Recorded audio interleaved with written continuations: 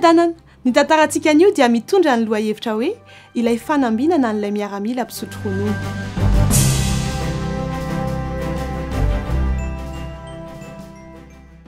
Ao amin'ny epistily faharoa nosoratan'i Paoly ho an'ny Koritianina, toko 5:5 dia misoratra hoe ary Andriamanitra mahay mampitombo ny fahasoavana rehetra aminareo. Ny fahendren'Andriamanitra sy ny fahendren'olombelona dia mifanalavitra, ary Andriamanitra dia manome izay zavatra ilaintsika araka ny fombany ary matetika amin'ny fotoana tsy ampozina. Ity tantara ity dia niseho tany Texas tamin'ny andron'ny mpisava lalana voalohany tany États-Unis. Nisy miaramila iray efa mpisotro ronono.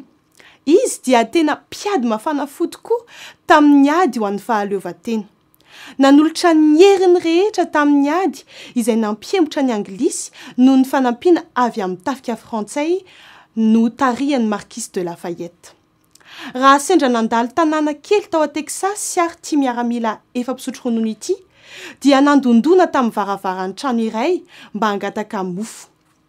Lasa mpangataka izy ary mionona amin'izay fahalalan-tanana avy amin'ny mponina ao an-tanàna. Nisokatra ary ny varavarana dia narabazy ilay rangana moa.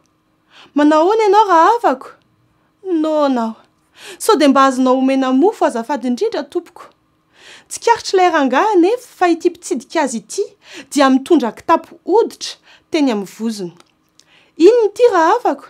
Tsy dia misy tika antika. Karazana fanambinana izay nomenay raha nandao ny fiatra-piadiana ao. Asehoy ay jereko. Nosokafan'ilay kitapo ary novakian'ilay taratasy izay tsy hainy namaky azy. Natolon'ilay izy ka gaga sy talanjony ity lehilahy namaky azy.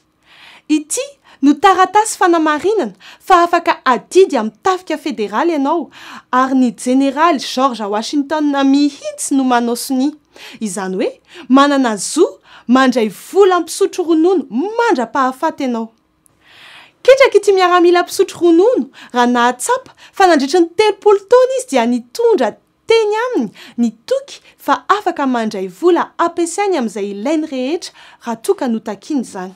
Raha fantany izany dia tsy voatery ho lasa mpangataka izy, mety afaka nanampy ny hafa kory aza. Tantara tsy mampino kanefa marina.